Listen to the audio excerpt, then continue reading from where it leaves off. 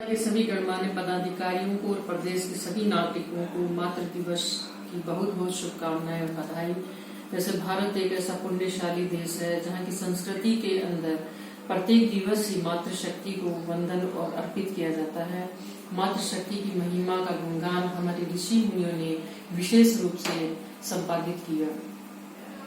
आज के इस महत्वपूर्ण दिवस पर मैं आप सबको भी यही बताना चाहूंगी कि मातृशक्ति जो है हमारे जीवन में एक महत्वपूर्ण उद्देश्यात्मक भूमिका अदा करती है।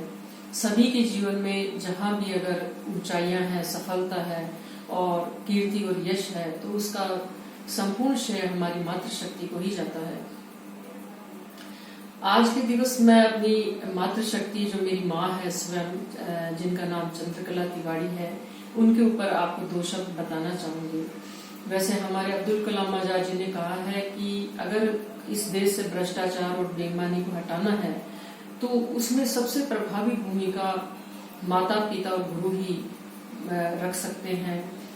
हमारा जो कानून है, हमारी व्यवस्थाएं हैं, वो भी इसमें तभी प्रभावी भूमिका अदा कर सकते हैं जब माता पिता के संस्कार बच्चों को दिए जाए। उसी प्रकार से विनोबा भावे जी ने भी ये कहा है कि माँ की जो गोद है वो संपूर्ण तरह से विश्वविद्यालय है जहाँ से एक बच्चे को सारी शिक्षाएं ग्रहण होती है।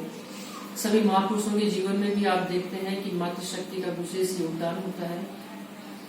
आज के दिवस मैं भी अपने जीवन में जो महत्वपूर्ण, जहाँ मेरे जीवन में प्रकाश आ रहा है, जहाँ से मुझे भी कोई शक्ति और बल मिल रहा है, वो भी मेरी माँ जो मेरी मातृशक्ति है उसके प्रति मैं कृतज्ञता का भाव अर्पित करती हूँ। विशेष रूप से एक छोटे से प्रसंग के माध्यम से मैं आपको ये उदाहरण रखना चाहूंगी कि माँ की जो संस्कार हैं, जो जीवन में किस प्रकार से प्रभावी भूमिका अदा करते हैं। बचपन की एक समय की एक छोटी सी मुझे घटना याद आ रही है। वैसे तो बहुत से प्रसंग हैं, सारी घटनाएं ऐसी हैं जो उदाहरण के स्वरूप हैं। सारी शिक्षाएं हमने अपनी माँ से ही ग्रहण करी हैं। एक छोटे से एक बच्चे के रूप में जब मैं थी, हमारी माँ की जो पोस्टिंग है, एक सेवा का जो कार्य है उनका, एक अध्यापिका के रूप में सरकारी जो वो सेवाएं देते थे, एक गांव के अंतर्गत था।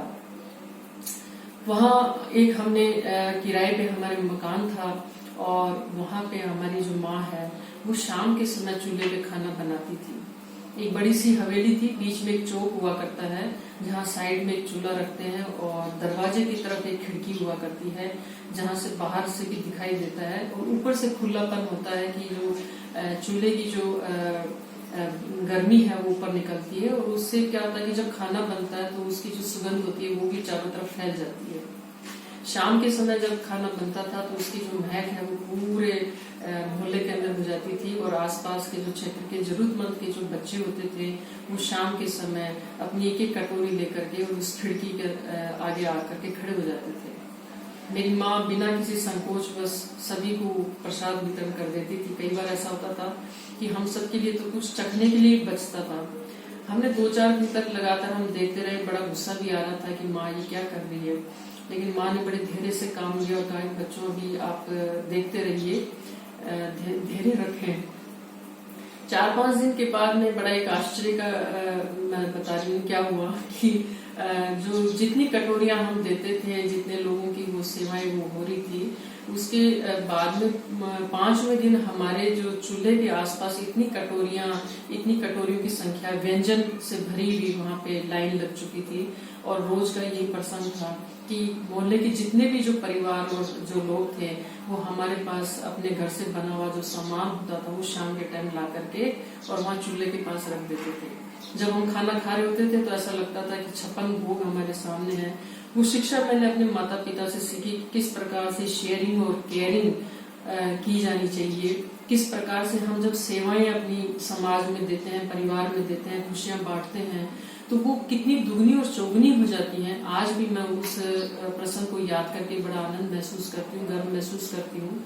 और मैंने भी अभी जीवन में यही अपना रखा है कि जब भी मुझे लगता है कि कहीं भी जरूरतमंद है, कहीं भी समाज में मेरा योगदान जरूरी है, तो मैं उसको अवश्य देती हूँ।